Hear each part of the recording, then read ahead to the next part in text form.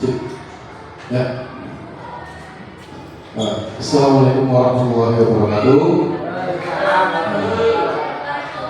Saya Muhammad Safri Nadi dari SDN Banjaran Mas 1.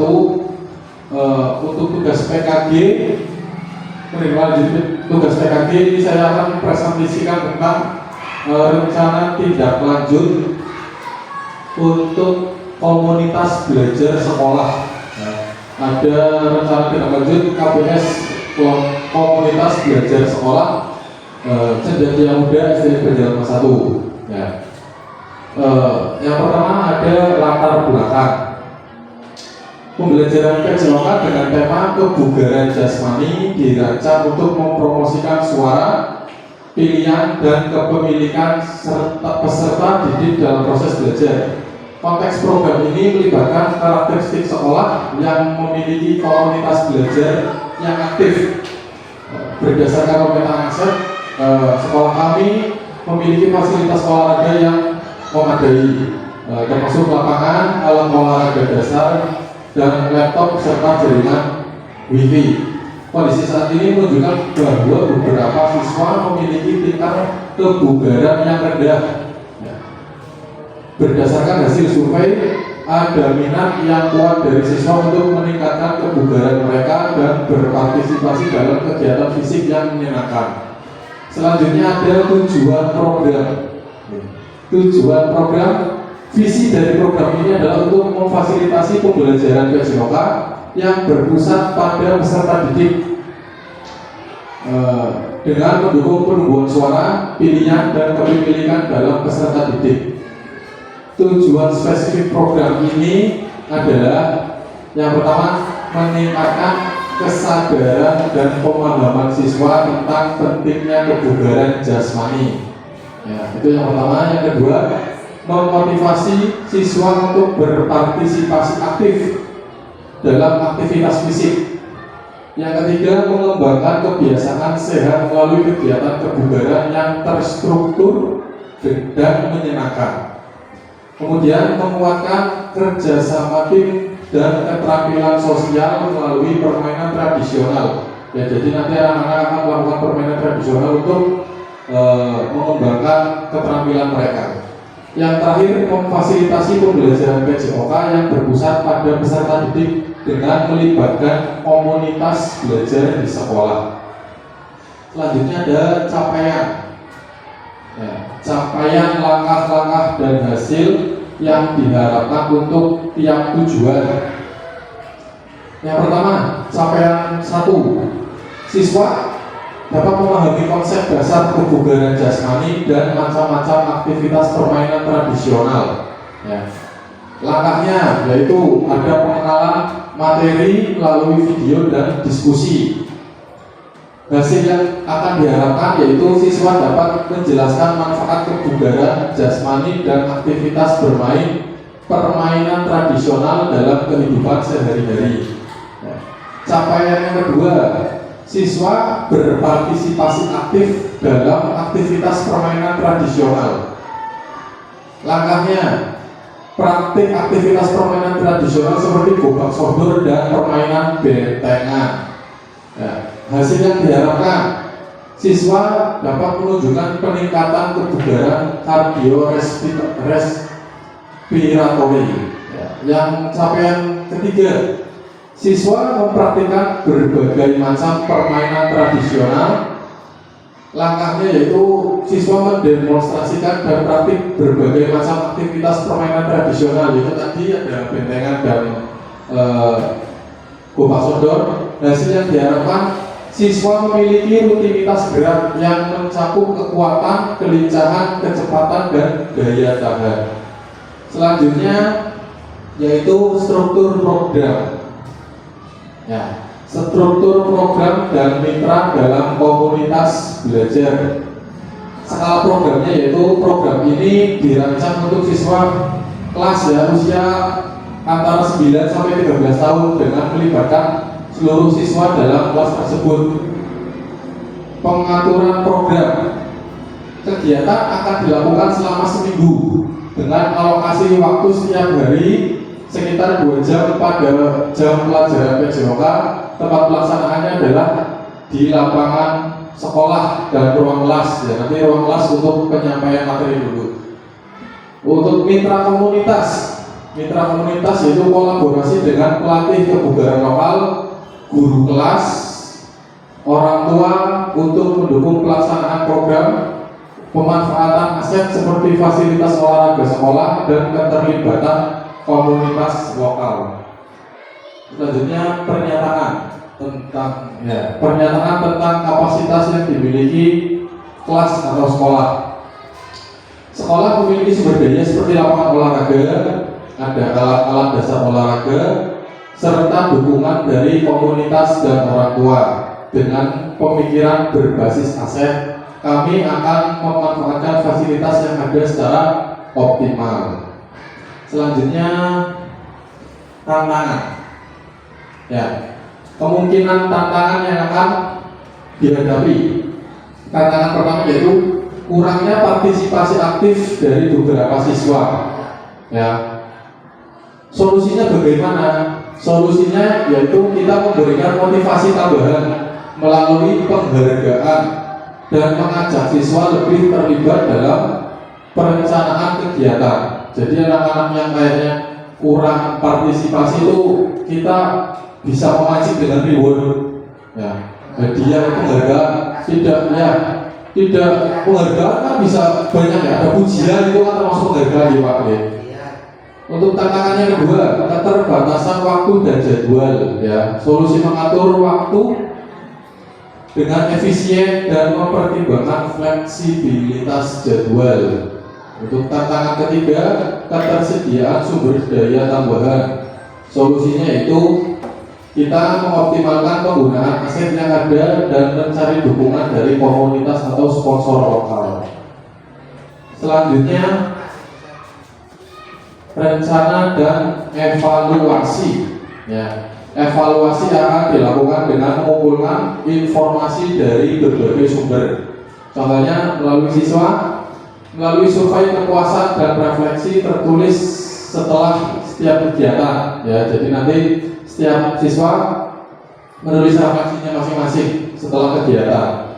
Yang kedua, guru dan staf observasi dan catatan harian selama pelaksanaan program. Ya, jadi nanti sama-sama mengobservasi. Selanjutnya orang tua, wawancara dan survei untuk mendapatkan umpan balik tentang perubahan yang mereka amati di rumah. Jadi anak-anak itu ada perubahan enggak di rumah dan selama KBS ini berlangsung. Yang terakhir, alat pengumpulan data, ada survei online, ada wawancara dan refleksi tertulis. Kemudian kesimpulan. Ya, kesimpulan. Proses pengambilan keputusan akan melibatkan diskusi dengan tim pengajar, siswa, dan komunitas untuk mencari solusi terbaik dalam mengatasi tantangan tersebut. Ya, jadi tadi intinya kita akan melakukan KBS. KBS yaitu komunitas belajar sekolah dengan capaian, ada beberapa capaian ya, nanti 3 capaian, dan ada program mitra dalam komunitas belajar. Monggo, barangkali ada pertanyaan, sama-sama melaksanakan kegiatan KBS ini. Monggo, Pak Rizal, barangkali ada pertanyaan sedikit.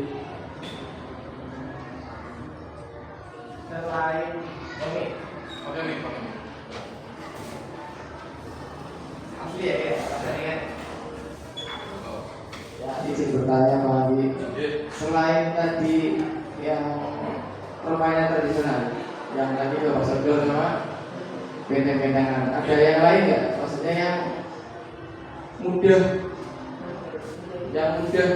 Oh gitu. ya yang mudah untuk melatih satu, kayak ngejar kecepatan. Kalau itu kan condong ke tim ya? Tim ya. Yang kalau mandiri ada nggak? terima kasih Pak Rizal atas pertanyaan tersebut ya. Memang kalau gobak sodor dan bentengan itu kerjasama tim ya. Mungkin ada beberapa olahraga tradisional yang untuk individu. Kayak contohnya boki. Ya, boki tahu boki? Boki kan Pak pakai bola yang biasa dimainin pakai kertas. Ya, kertas digumpal nanti ada tumpukan bata. Ya itu nanti dilempar ke bata tersebut, batanya jatuh, berarti nanti yang jadi itu ya yang megang kertas itu mengejar anak yang sedang berlari sebelum bata itu tersusun rapi ya. Jadi ketika anak masih berlari itu berusaha untuk menata bata yang berhamburan tadi biar tersusun rapi. Paling ya kayak itu bisa termasuk ke individu Pak saya. Olahraga yang bukan dari tim. Ya, itu kan individu lari terus.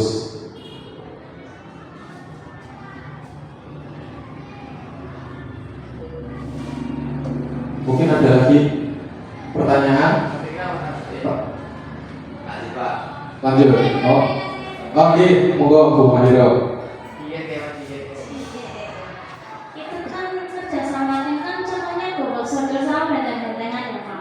Apakah dua permainan tradisional ini hanya dua itu atau ada yang lain kayak contohnya jangka atau lompat tali itu kan juga permainan tim ya. Apakah itu dalam kerjasama atau tidak itu? Ya, terima kasih Bu Mahiro ya. Untuk kayak misalnya jangka atau tali ya, tadi kan kita harus mencakup semua aspek ada kekuatan, ada kelincahan, ada kecepatan, dan ada daya tahan. Untuk yang masuk di ranah ini, kekuatan, kelincahan, kecepatan, daya tahan itu ada di permainan tradisional dua tadi, gobak sodor dan benteng-bentengan ya. Jadi kalau misalnya kayak lompat tali, itu kan paling masuknya di kekuatan sama daya tahan ya. Untuk kelincahan ya kelincahan ada, kecepatan ya tidak ada. Kecepatan kan speed ya. Tapi itu kalau yang lompatnya cepat itu kelincahan Pak, itu ikutnya lincah Pak. ini kalau misalnya putar aja sebenarnya kita butuh kecepatan lompat. Kita putar. Iya, kalau di sini iya, kalau di sini kecepatan di sini itu tentang kecepatan untuk speed lari. Sprint. Ya, sprint itu. Nah, itu. Dikatakan kecepatan sprint, Pak. Ya. Mungkin nanti saya tambahkan lagi ya, nanti kekuatan, kelincahan, kecepatan daya tahan yaitu masuk dalam permainan tradisional benteng-bentengan dan gobak sodor. Makanya saya ambil permainan benteng-bentengan dan gobak sodor. Mungkin itu ya. Oh ya, mungkin Pak Tino tadi barangkali ini ada struktur program, barangkali ada yang mau ditanyakan monggo. Itu yang mitra komunitas masih ada yang kurang. Kebudayaan lokal, pelatih kebudayaan lokal. Guru mapel belum ada.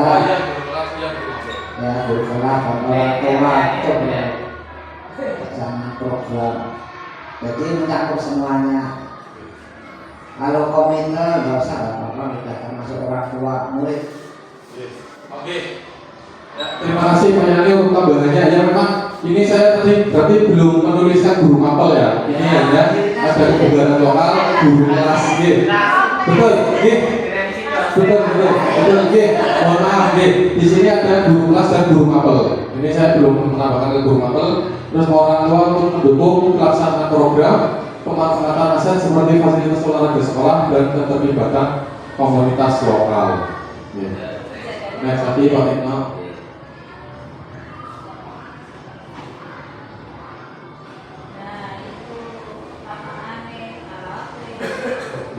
Ya alhamdulillah di sini kan paling kayak sumber daya seperti lapangan olahraga kan ada walaupun agak sedikit alat-alat dasar olahraga yang paling seperti bola atau ya, serta dukungan dari komunitas dan orang tua dengan pemikiran berbasis aset akan memanfaatkan fasilitas yang ada secara optimal ya, dengan adanya alat-alat seadanya itu bagaimanapun caranya kita harus memaksimalkan alat tersebut ya, jangan kayak wah adanya paling kayak gini toh alatnya jadi apa ya kayak males gitu loh ya, adanya alatnya kayak gitu ya kita harus memaksimalkan secara optimal.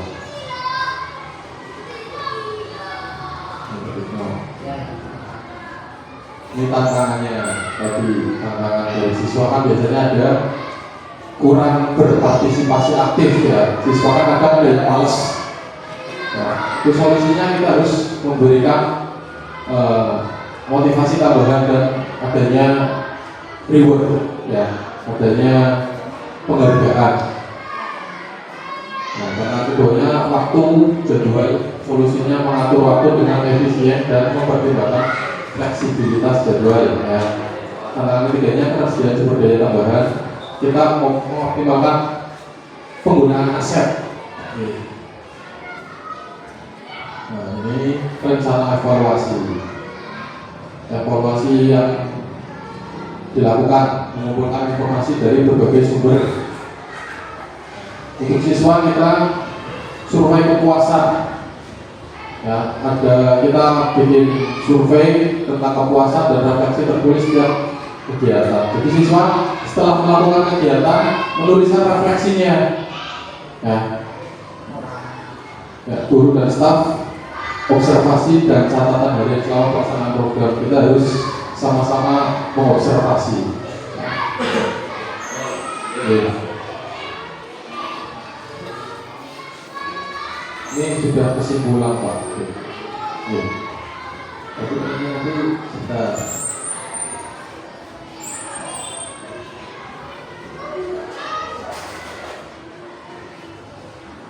tujuannya tadi sudah belum Pak Tino ya, tujuan KPS ini Pak Tino ini tujuannya ya. Tujuannya meningkatkan kesadaran dan pemahaman siswa tentang pentingnya kebugaran jasmani ya, memotivasi siswa untuk berpartisipasi aktif dalam mengembangkan kebiasaan sehat, menguatkan kerjasama tim, memfasilitasi pembelajaran kejiwaan berpusat pada peserta didik, melibatkan komunitas belajar.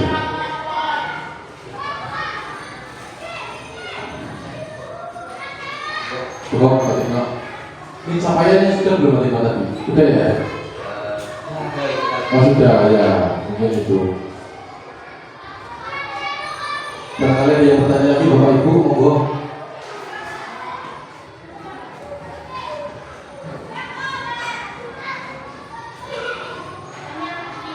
Mau tanya lagi, monggo silakan.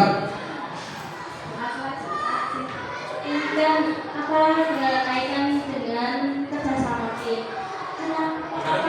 Ini kan berkaitan dengan masalah PJOK yang proyek kerjasama tim ya.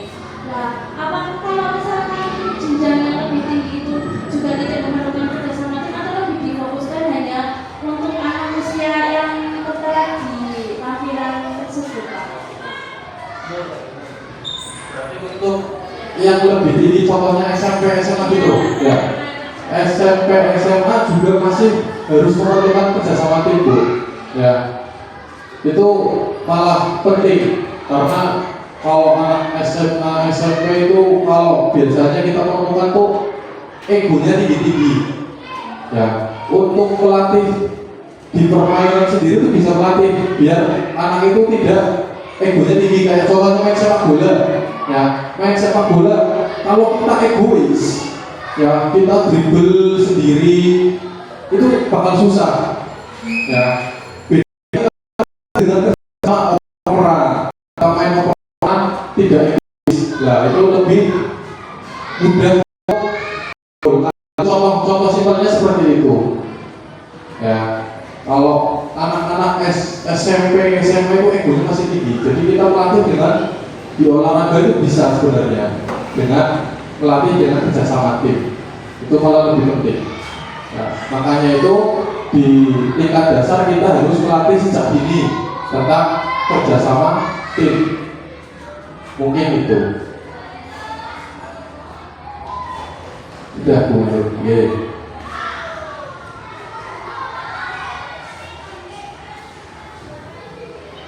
Tino, barangkali ada pertanyaan. Kayaknya untuk permainan tradisional yang dipaparkan itu tidak menggunakan alat apa ya Pak? Iya, kebetulan ini pakainya berarti bukan sodor paling garis ya, bikin garis sama bentengan paling kayak gawang, bikin gawang pakai pun itu aja. Makanya Selain itu ada lagi misalkan selain babak sodor, gede-gedean, ini kan masih ada lain bisa ya? ya kalau misalnya saya kan ngambilnya yang ini Pak, yang ada kerjasama tim. Kalau bisa permainan tradisional kan banyak. Ya, ada boi-boinan, cuma kayak boi kan ke individu. Ya, kalau untuk kerjasama tim kan saya ambil buka sodor dan benteng. Berarti kalau baknya itu ya bisa ya Pak ya? Bahkan juga masuk Pak, Masuk ya? masuk. Taruh di Iya, malah kan ada masuk juga di kekuatan juga kan kekuatan kaki, kelincahan ya sama kecepatan dan daya tahan itu masuk. Iya. Ya, beda.